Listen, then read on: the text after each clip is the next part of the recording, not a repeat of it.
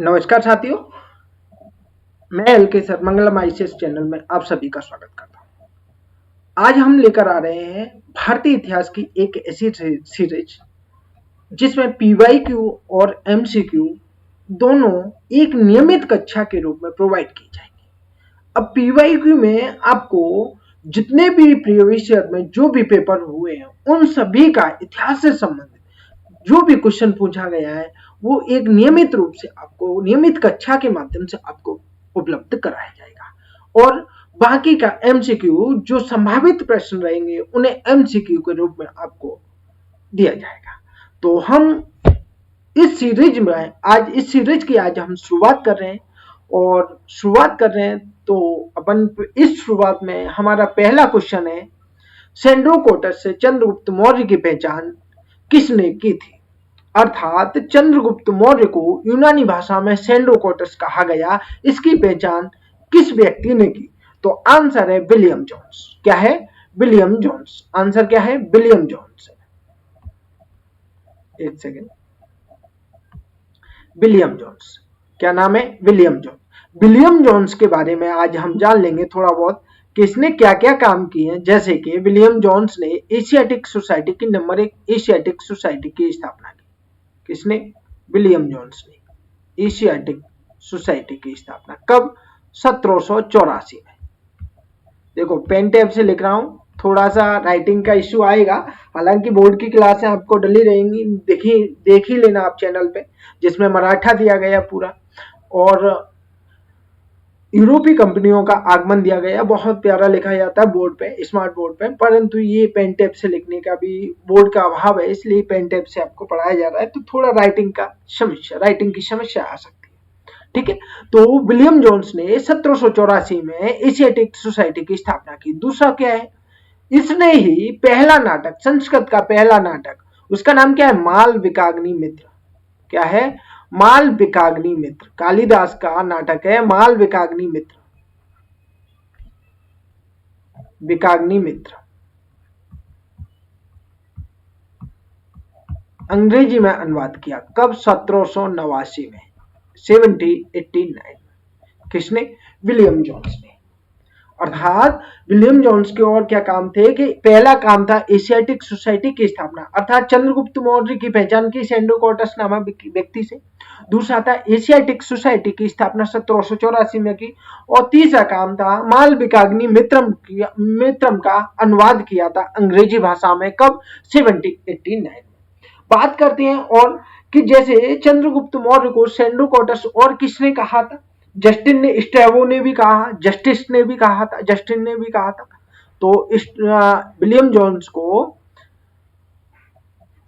Sandrocottus justice ने कहा था। ठीक है, जस्टिस ने कहा था, स्ट्रैबो ने कहा।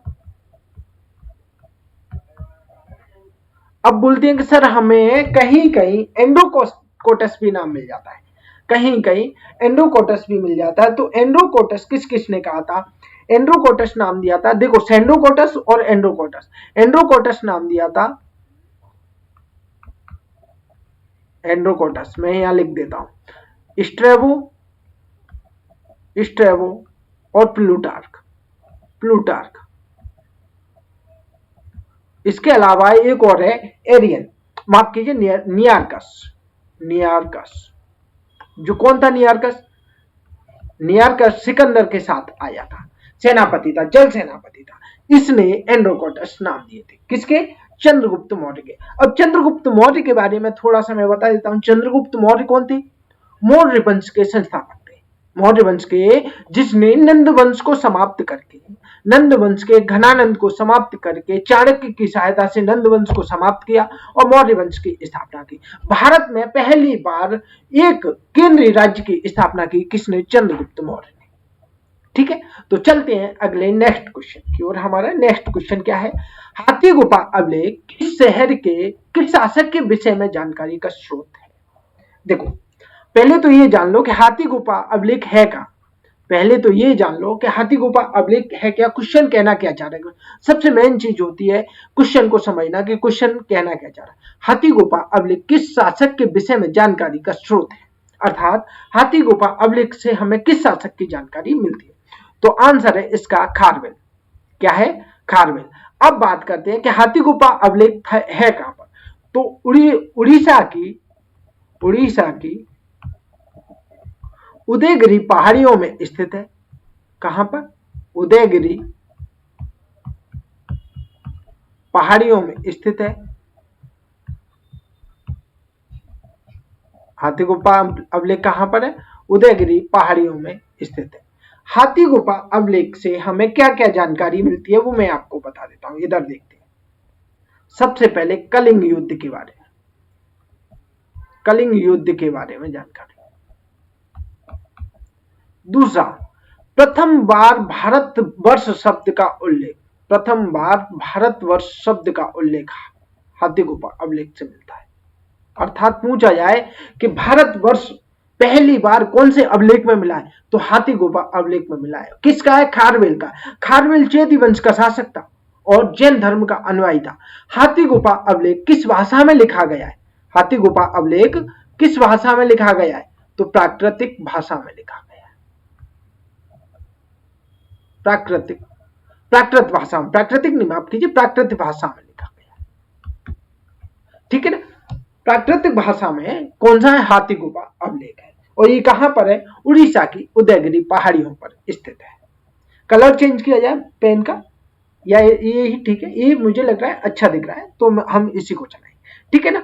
अब देखो, खारवेल के बारे में हमने देख लिया। चेदी वंश का शासक था, चेदी वंश का शासक था जिसने कलिंग युद्ध के बारे में हाथी गुफा अभिलेख में लिखा है। भारतवर्ष पहली बार अगर जो मिलता है हमको, हमको कहां से मिलता है? हाथी गुफा अभिलेख से मिलता है। दूसरा पॉइंट देखते हैं, अशोक है। इसमें दूसरा ऑप्शन क्या है? अशोक। तो अशोक कौन था? अशोक महान मौर्य वंश शासक था। अर्थात मौर्य वंश का क्रम में तीसरा व्यक्ति राजा था। सबसे पहले कौन थे? चंद्रगुप्त मौर्य थे। दूसरे कौन थे? दूसरे कौन थे? आप लोग बताओ। तीसरे कौन थे? अशोक थे। ठीक है ना? तो सबसे पहले मतलब महान शासक था कौन? अशोक। चलो नेक्स्ट, हर्षवर्धन के बारे में जानते हैं। हर्षवर्धन वर्धन वंशी शासक था और कहा जाता है कि अंतिम हिंदू शासक का दर्जा इन्हीं को दिया जाता है, हर्षवर्धन को। ठीक है। कनिष्क कुषाण वंशी शासक था जिसके शासनकाल में कश्मीर में चौथी बौद्ध संहिता का आयोजन हुआ। कनिष्क ने ही शक संवत चलाया था। अब बोले सर ये कनिष्क कुषाण वंशी शासक था, लेकिन इसने संवत कौन सा चलाया? शक संवत चलाया 78 एडी में अपनी अपनी राज्याभिषेक के समय।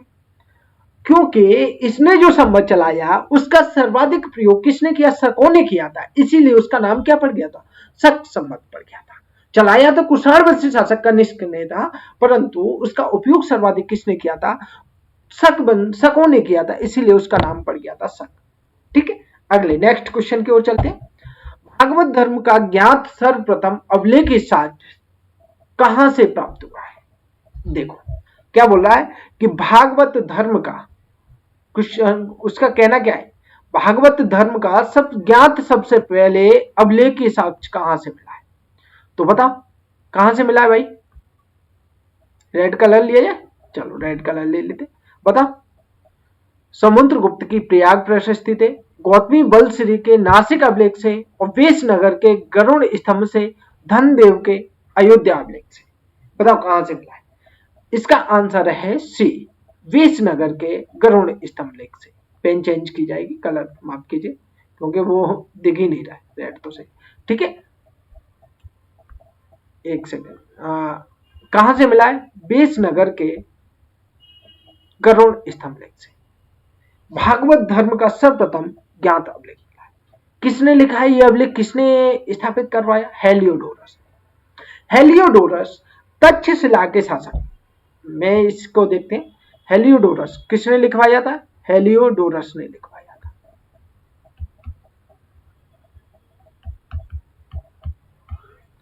तक्षशिला के शासक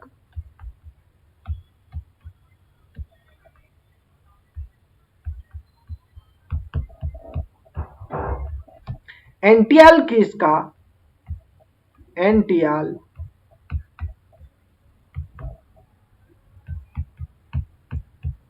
का राजदूत था।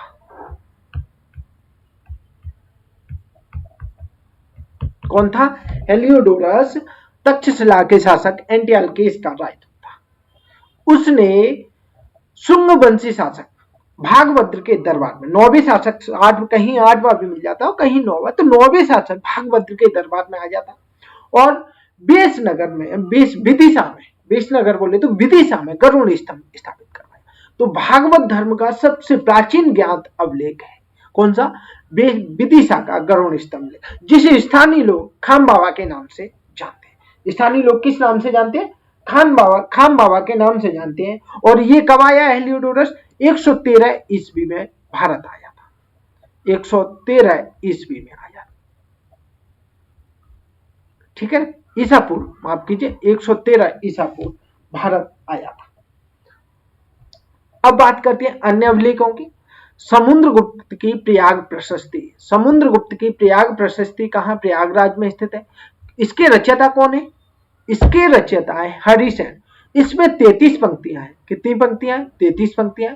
इसके रचयिता कौन है? हरिसेन है, ठीक है। और समुद्रगुप्त की विजयों के बारे में जानकारी हमें इससे मिलती है। कहां से? समुद्रगुप्त की प्रयाग प्रशस्ति।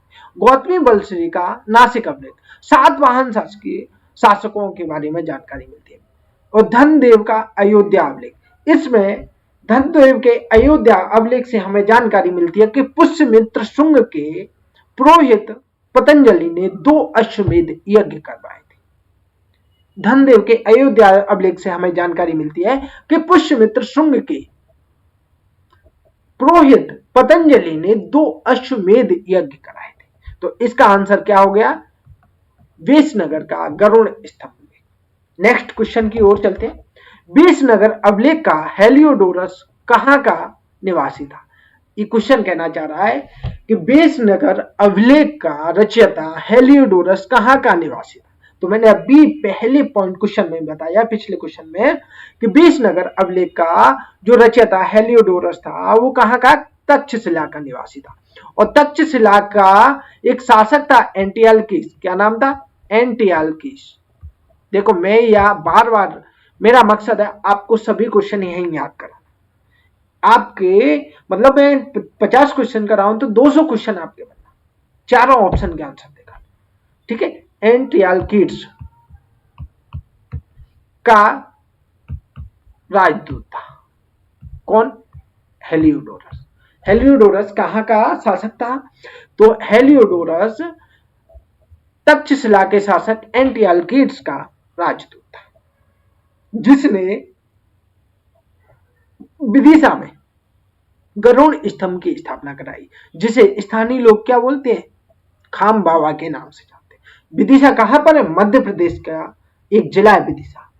तो वहां के स्थानीय लोग हैं जो गरुड़ स्तंभ लेक है उसको खाम बाबा के नाम से जानते हैं। नेक्स्ट क्वेश्चन की ओर चलते हैं। अंकोर वाट मंदिर समूह किस देश में स्थित है? अंकोर वाट मंदिर समूह किस देश में स्थित है? तो बताइए, इंडोनेशिया, श्रीलंका, म्यांमार या कंपूचिया? बताओ कहां पर स्थित है? बताओ कहां पर है? कंपूचिया में। कंपूचिया बोले तो कंबोडिया, अर्थात कंबोडिया। कंबोडिया में अंकोर वाट का मंदिर स्थित है। अब ये बना कब था? किसने बनवाया था? कंबोडिया में अंकोर वाट का मंदिर स्थित है। कब बना? किसने बनवाया? ये मंदिर 9वीं से 14वीं शताब्दी, 9वीं से 14वीं शताब्दी के मध्य बना है। यह मंदिर 9वीं से 14वीं शताब्दी के मध्य बना है और यह खमेर साम्राज्य के अंतर्गत है। कंपूचिया उस समय किसके अंतर्गत था? खमेर साम्राज्य के अंतर्गत।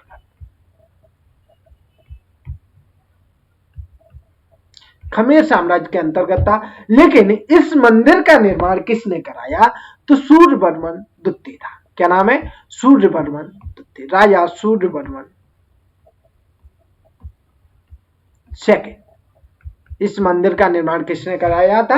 राजा सूर्यवर्मन सेकंड ने करवाया था, ठीक है ना। अंकोर वाट का मंदिर कहां पर स्थित है? तो कंबोडिया में स्थित है। कब बना? 9वीं से 14वीं शताब्दी के मध्य बना था। उस समय खमेर राज्यों का, खमेर वंशी शासकों का साम्राज्य था और शासक का नाम था सूर्यवर्मन सेकंड। अगले क्वेश्चन की ओर चलते हैं। अगला क्वेश्चन है हमारा, समुद्रगुप्त की प्रयाग प्रशस्ति में दक्षिण कोसल के शासक का क्या नाम था?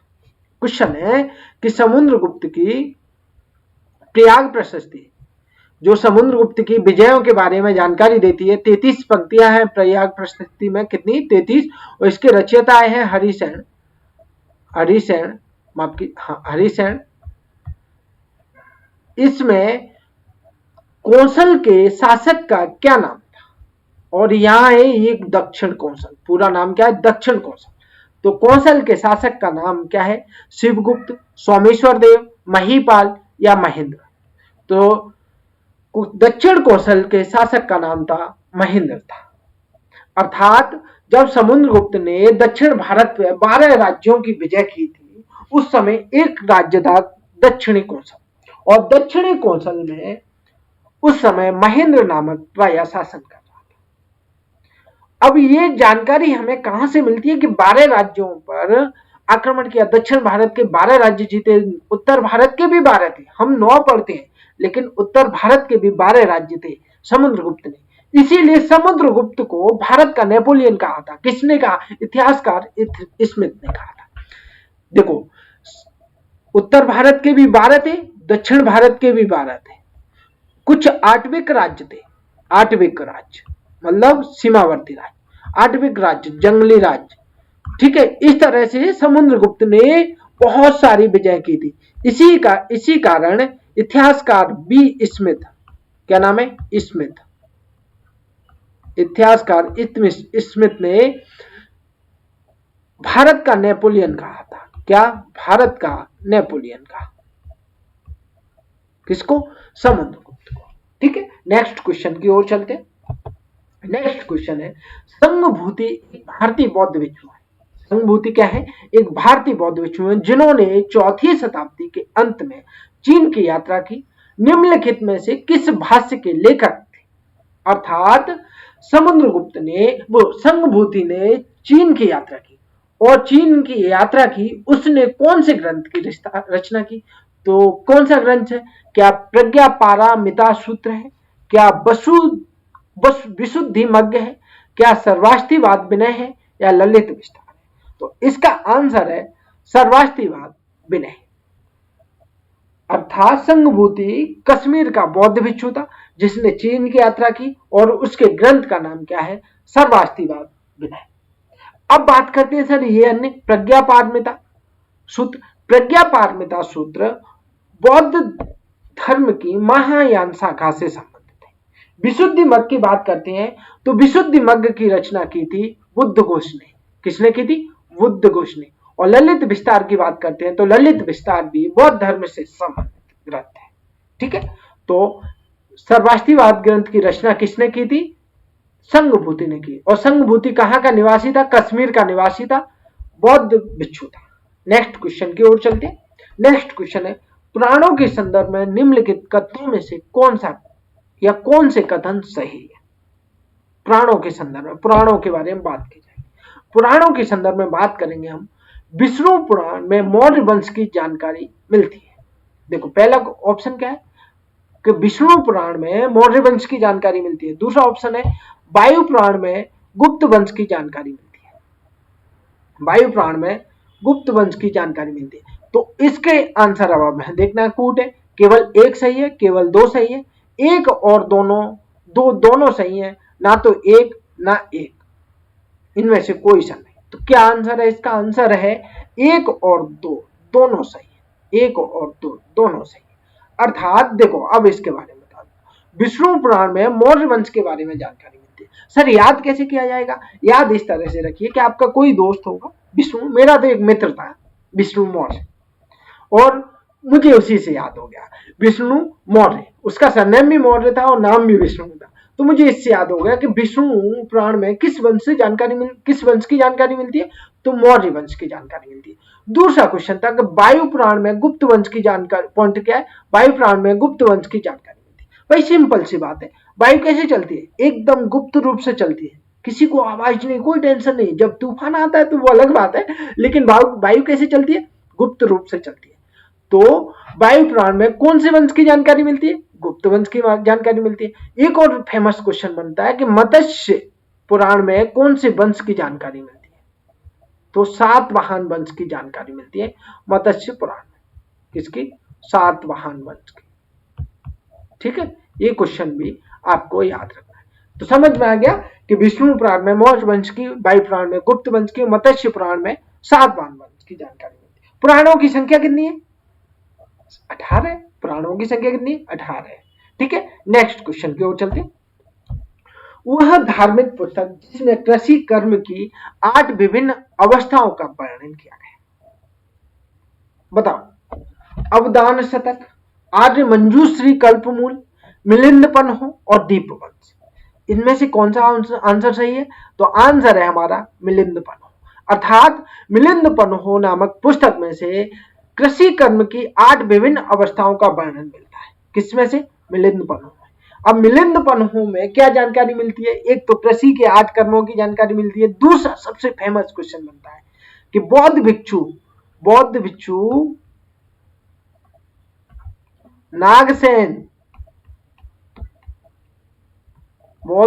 नागसेन और हिंद यवन शासक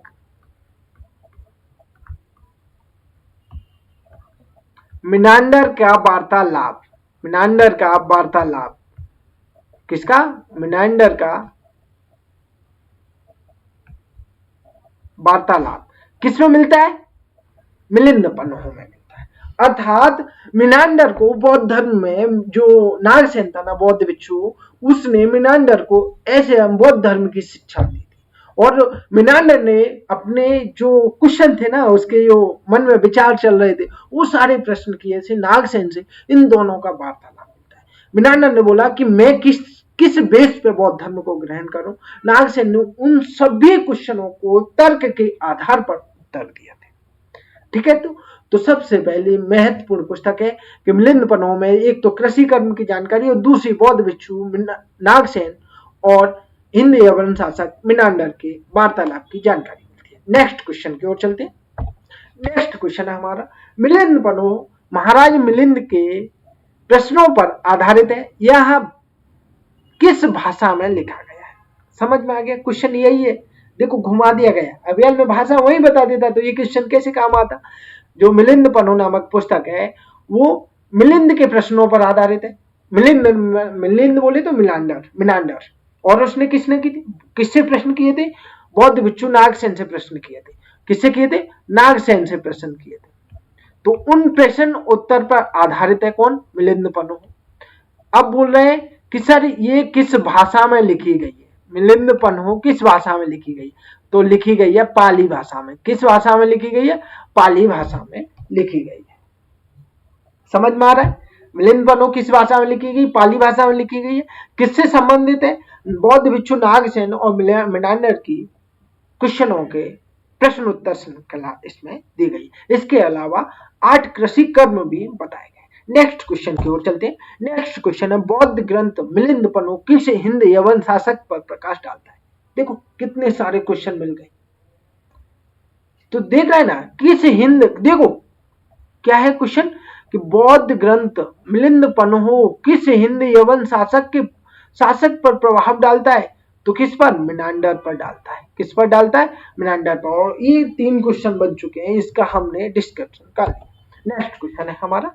नेक्स्ट क्वेश्चन है, निम्नलिखित कथनों पर विचार कीजिए। हरिसेन समुद्रगुप्त के दरबार का प्रसिद्ध कवि था। बिल्कुल था, सत्य। और ये देखो कौन सा कथन सत्य है, तो हम यहाँ लिखाएंगे सत्य। क्यों? हरिसेन दरबारी कवि था और इसी ने प्रयाग प्रशस्ति की रचना की थी। किसकी? प्रयाग प्रशस्ति की रचना की थी।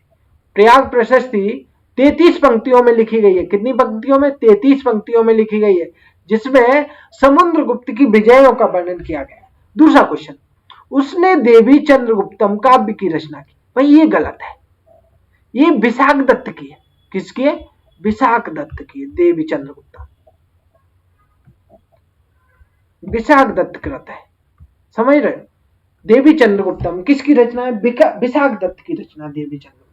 दूसरी रचना है विशाख दत्त की मुद्रा राक्षस। तीसरा पॉइंट है ना, जो मैंने यहाँ गलत बता दिया, ये पहला सही बता दिया, दूसरा ये गलत बता दिया। ठीक। तीसरा क्वेश्चन पॉइंट क्या है? यह प्रयाग प्रशस्ति का रचयिता। बिल्कुल, तो पहला और तीसरा सही है। पहला और तीसरा सही है, तो इसका आंसर क्या हो जाएगा? डी। इसका आंसर क्या हो जाएगा, डी आ जाएगा, पहला और तीसरा सही। ठीक है, नेक्स्ट क्वेश्चन की ओर बढ़े। ओके, कल्हड़ द्वारा रचित राज तरंगिणी निम्नलिखित में से किससे संबंधित है? कल्हड़ द्वारा रचित राज तरंगिणी निम्नलिखित में से किससे संबंधित है?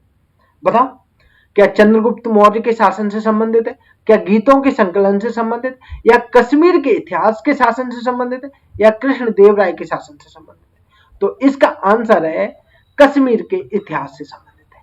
किससे? कश्मीर के इतिहास से। हालांकि मौर्य वंश के बारे में भी बताया गया है, हालांकि मौर्य वंश के बारे में भी बताया गया है। राय तरंगिणी का मतलब होता है नदी की तरह बहने वाली लहर, और ये कश्मीर के इतिहास से संबंधित है। ये कल्हड़ की जो राज तरंगिणी है वो जयसिंह के शासनकाल में लिखी गई थी। कब लिखी गई थी? जयसिंह के शासनकाल में लिखी गई थी।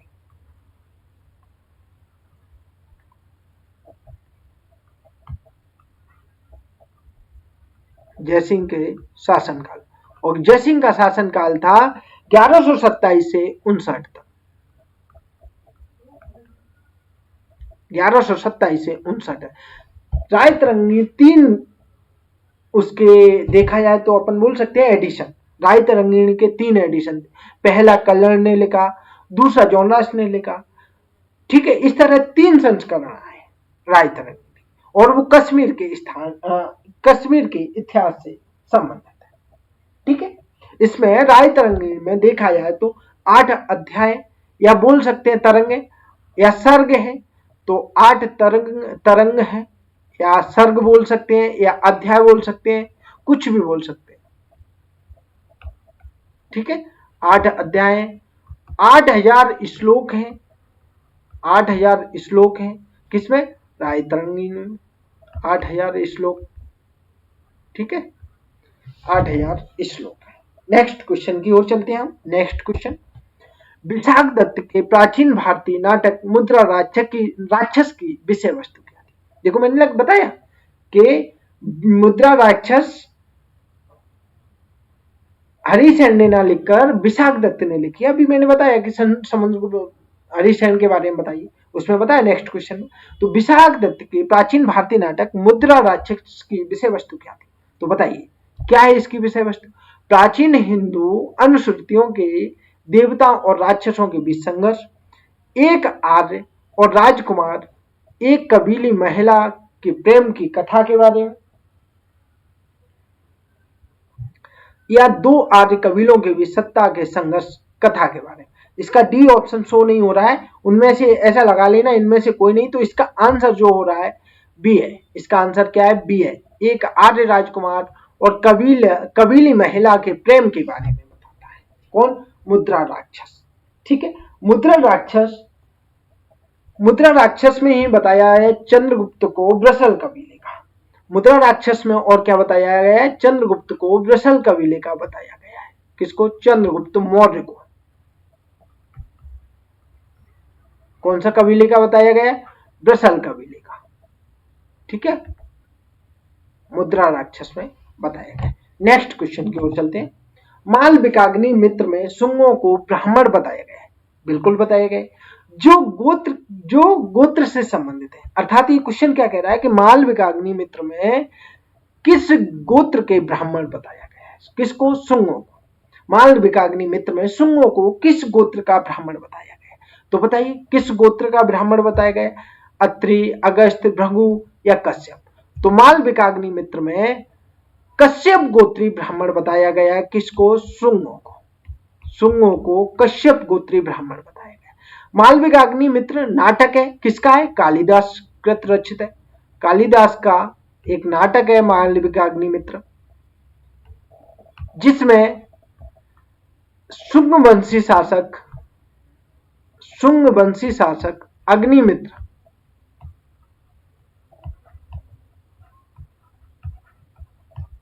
क्या नाम?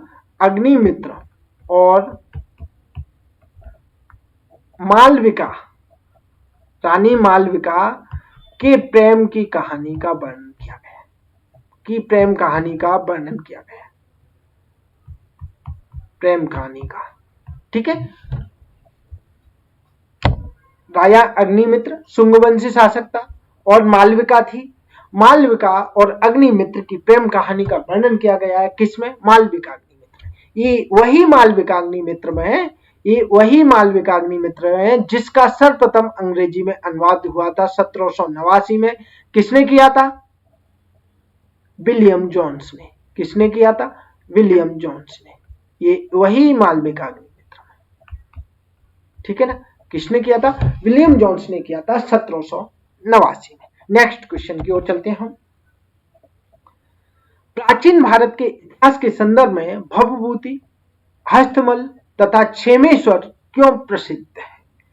हम पढ़ते नहीं है प्राचीन भारतीय साहित्यकार, मध्यकालीन साहित्यकार, आधुनिक साहित्यकार, तो हम इन्हीं को देख रहे हैं। हमारा क्वेश्चन क्या है? प्राचीन भारत के इतिहास में भवभूति, हस्तमल, हस्तिमल और तथा क्षेमेंद्र क्यों प्रसिद्ध है? मैं सबके तीनों के बारे में बताऊंगा आपको, इंतजार कीजिए। बहुत प्यारा आपको डिस्क्रिप्शन मिलेगा, ऐसा डिस्क्रिप्शन मिलेगा कि एक क्वेश्चन नहीं, आप अगर 100 क्वेश्चन अटेंड करोगे या 50 क्वेश्चन अटेंड करोगे तो 50 में से आपके 200 क्वेश्चन बनने की संभावना रहेगी।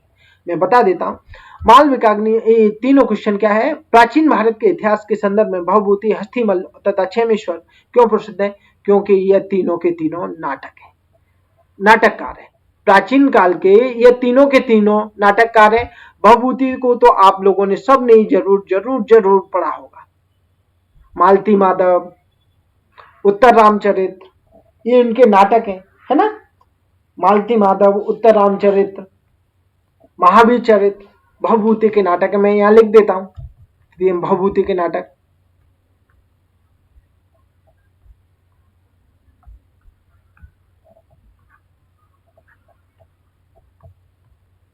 मालती माधव, उत्तर रामचरित्र,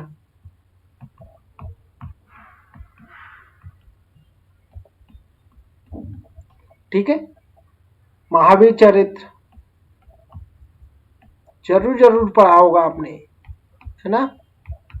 और ठीक है, ये हो गए भवभूति। नेक्स्ट देखते हैं हस्तिमल।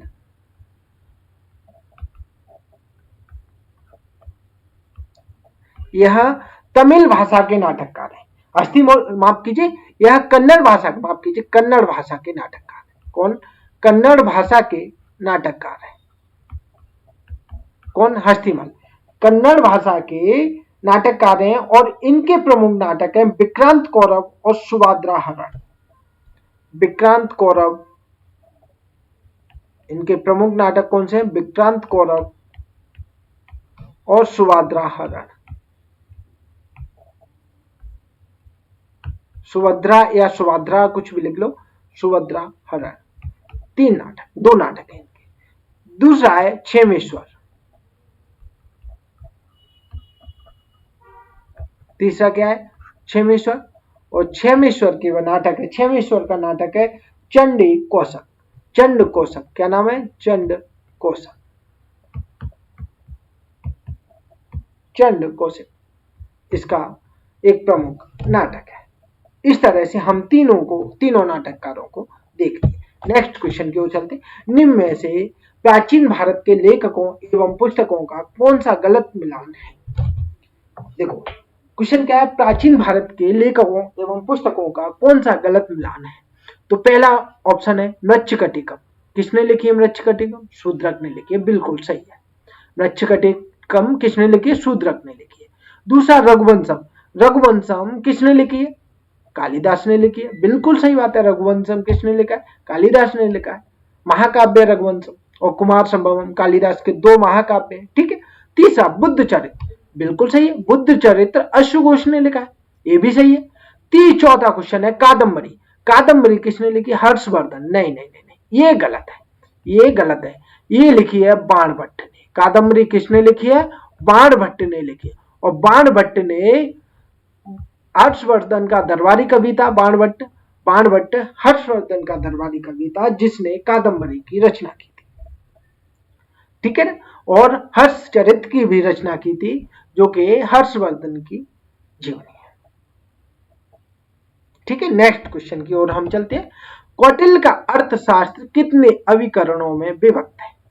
क्वेश्चन क्या है? कौटिल्य का अर्थशास्त्र कितने अभिकरणों में विभाजित है? अभिकरण बोले तो अध्याय, सीधा सा यही क्वेश्चन है कि कितने अध्यायों में विभक्त है।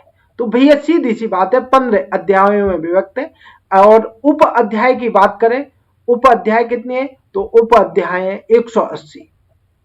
कौटिल्य के अर्थशास्त्र की बात करें, कौटिल्य का अर्थशास्त्र कितने अध्यायों में विभक्त है, 15 अध्यायों में। और उप अध्यायों की बात करें तो कितने हैं, 180 उप अध्याय कौटिल्य के अर्थशास्त्र। कौटिल्य के अर्थशास्त्र में 15 अध्याय, जिसमें सप्तांग सिद्धांत सबसे महत्वपूर्ण है, और सप्तांग सिद्धांत 6वें अध्याय में दिया गया। किसमें, 6वें अध्याय में सप्तांग सिद्धांत दिया गया। कौटिल्य का जो अर्थशास्त्र है वो राजनीति से संबंधित है, ना कि इकोनॉमिक्स। अर्थशास्त्र किससे संबंधित है, राजनीति से संबंधित है। कौटिल्य का अर्थशास्त्र राजनीति से संबंधित है। कौटिल्य का अर्थशास्त्र किससे संबंधित है, राजनीति से संबंधित है। कौटिल्य के अर्थशास्त्र की बात करें तो कौटिल्य के अर्थशास्त्र का ये 30वां संस्करण आ जाए। कौन सा संस्करण था, मतलब ये माफ कीजिए कि संस्करण तीसरा नहीं, ये 3rd पर्सन ने लिखा है। जो अभी वर्तमान में अर्थशास्त्र है वो किसने लिखा है, 3rd पर्सन है, और उसका नाम है साम शास्त्री। क्या नाम है, साम शास्त्री। साम शास्त्री ने 1909 में प्रकाशित कराया था। कौटिल्य का अर्थशास्त्र साम शास्त्री ने 1909 में प्रकाशित कराया था। ठीक है ना। कौटिल्य के अर्थशास्त्र की तुलना हम देखें तो अरस्तु के द पॉलिटिक्स से की गई है। कौटिल्य के अर्थशास्त्र की हम तुलना करते हैं तो अरस्तु के द पॉलिटिक्स, उसकी एक पुस्तक है द पॉलिटिक्स, ठीक है। और मैकियावेली का द प्रिंस, मैकियावेली का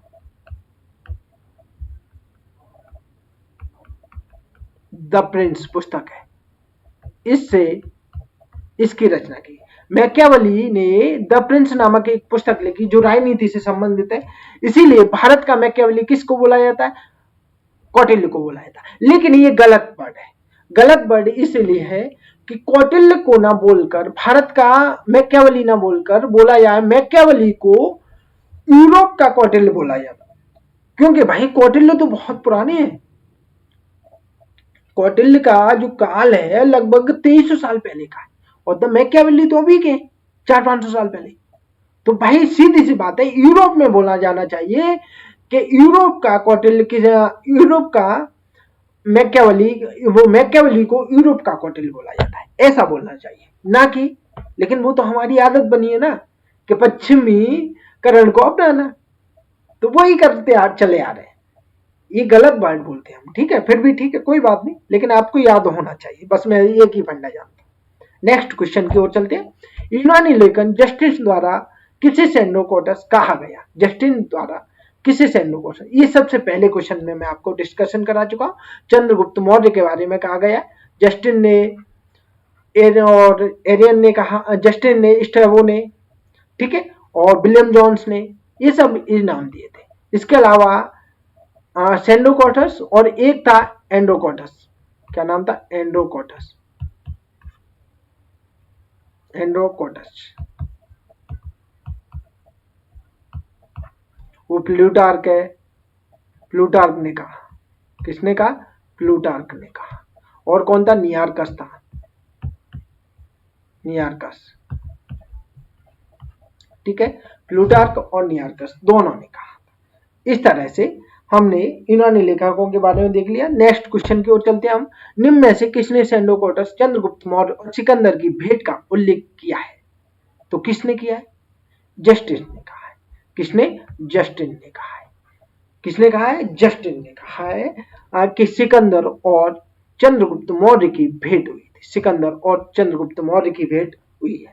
प्लनी ने तो ये कहा था कि चंद्रगुप्त मौर्य ने 6 लाख की सेना लेकर पूरे भारत को रौंद दिया था, प्लनी ने ये कहा था, ठीक है। स्ट्रैबो ने क्या कहा है, एंडोकोटस नाम दिया था, एंडोकोटस नाम दिया था, ठीक है, एंडोकोटस नाम दिया था। नेक्स्ट क्वेश्चन, चीनी यात्री सुंग यंग ने भारत यात्रा की थी, कब की थी भाई, चीनी यात्री सुंग युन ने भारत की यात्रा 515 से 520 ईस्वी के मध्य की थी, 515 से 520 ईस्वी के मध्य की थी।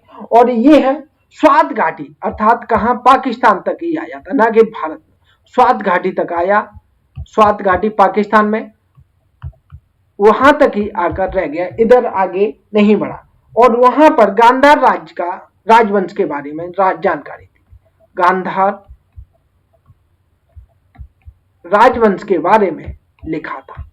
यह लगभग 150 पुस्तकें अब यहां से भारत ले गया। लगभग ये देखा है 100 प्लस पुस्तकें लेकर गया, कंफर्म नहीं है कि 150 से 120 से 125, 100 प्लस पुस्तकें भारत से बौद्ध धर्म की संबंधित पुस्तकें चीन लेकर गया। तो आज की सीरीज का हमारा अंतिम क्वेश्चन यह था। मिलते हैं कल अगली सीरीज में। तो प्लीज अपना फीडबैक अवश्य दें, फीडबैक देना ना भूलें। और अगर आपको इसमें कुछ सुधार की आवश्यकता है कि सर इसमें ये सुधार कर सकते हैं, तो वो हम करेंगे। और अगर आप बोलते हैं कि सर नहीं इसी तरह इसे नियमित कंटिन्यू बनाए रखना है, तो हम वो भी करेंगे। तो मिलते हैं कल। जय हिंद, जय भारत। चैनल को लाइक शेयर सब्सक्राइब करना ना भूलें।